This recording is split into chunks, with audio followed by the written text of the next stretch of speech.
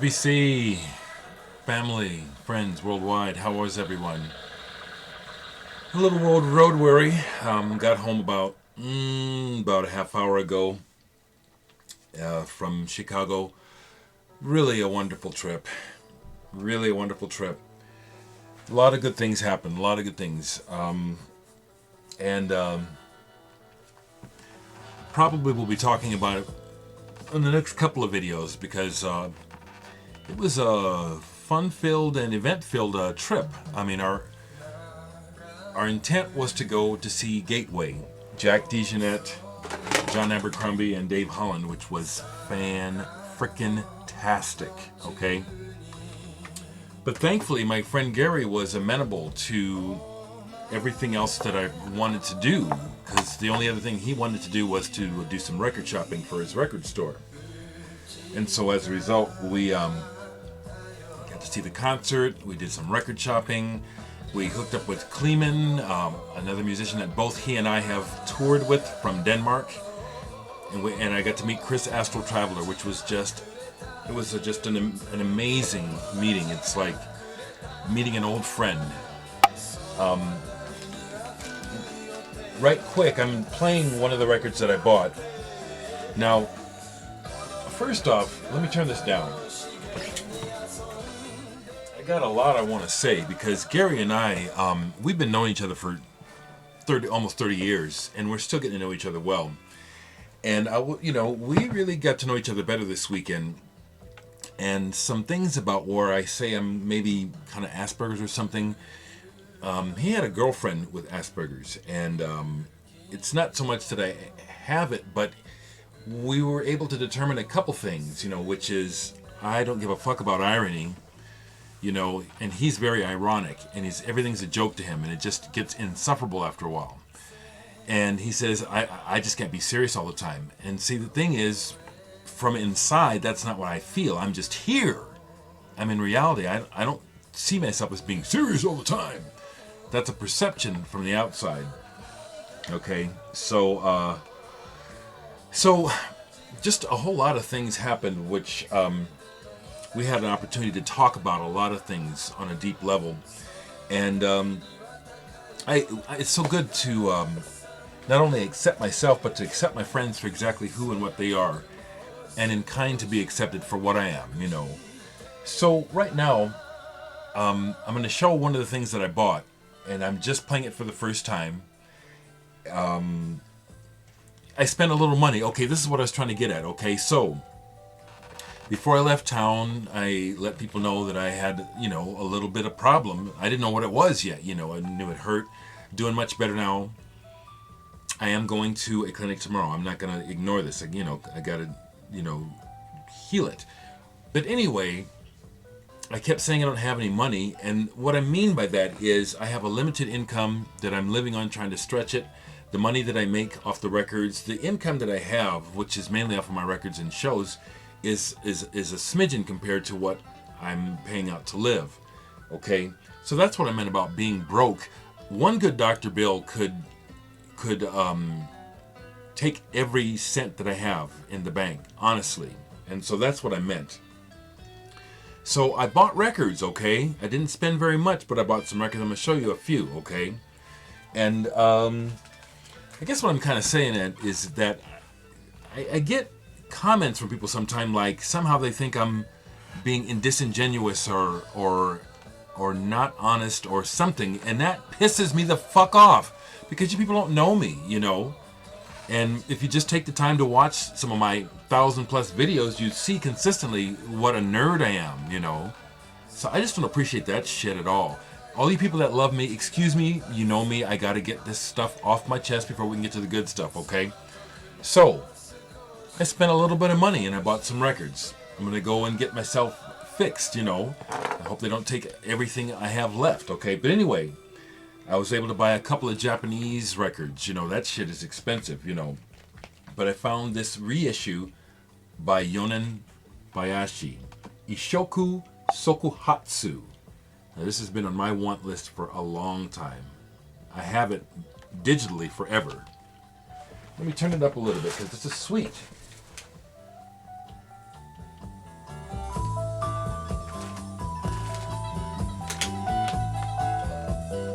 It's on Phoenix, that amazing label.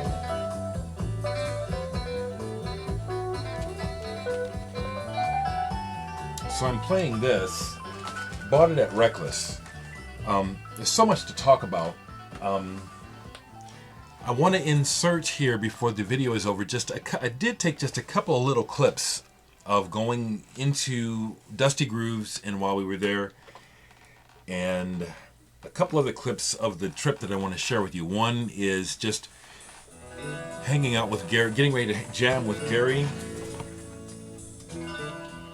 and Gunnar Kleeman over at Chicago Acoustic Underground. That's another connection I have with Chicago, is Michael Teach and his podcast and his live music shows put on by the Chicago Acoustic Underground.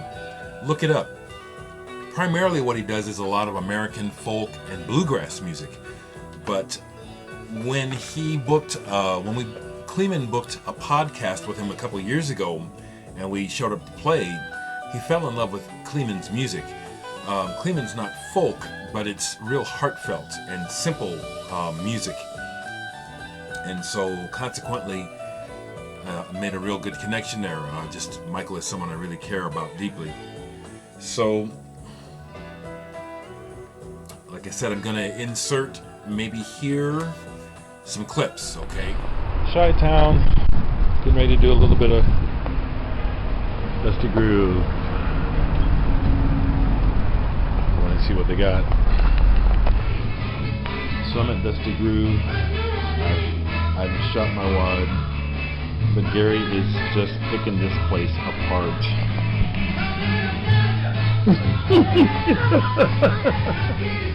I'm done. I'm shooting the rest of the place.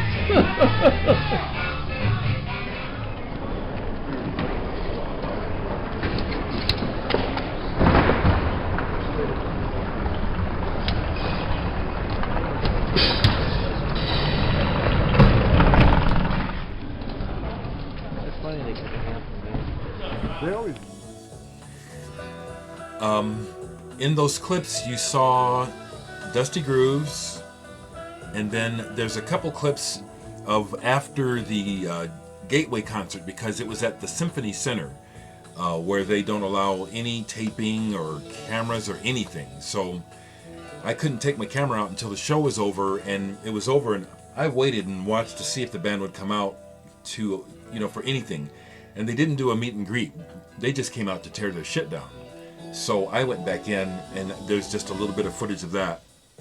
It didn't capture where I did say to John Abercrombie, I said, "So glad to see you finally. I've been listening to you since the album Dreams." And of course I got the, I love it, because again, that's not that's not a usual thing they're going to hear from a fan. You know what I'm saying? I love it. There's so much to share. James Drummond, if you see this, your package arrived. Thank you so much. I just got home, so I barely read the letter. This will be an upcoming video. But this, and your comment about this, takes me back to some of the conversation I was having with my friend Gary this weekend, because Gary is an absolute blues aficionado and jazz expert. And we talked, and it's like the basic point that we were able to agree on, and we think it makes sense, is that it's pointless to try to change people's opinions about what they hear and what they like. We try to share with each other music that we love, but each of us receives music in a unique way, okay? And so I already know that David Gilmour can't touch Steve Hackett.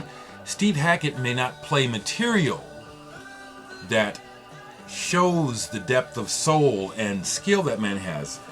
But I've been listening to Dave Gilmour since I was 13 years old. I know what this man can do. I've seen him live. I've seen Steve Hackett live. Steve Hackett is the man compared to this guy. There's no comparison to my ears.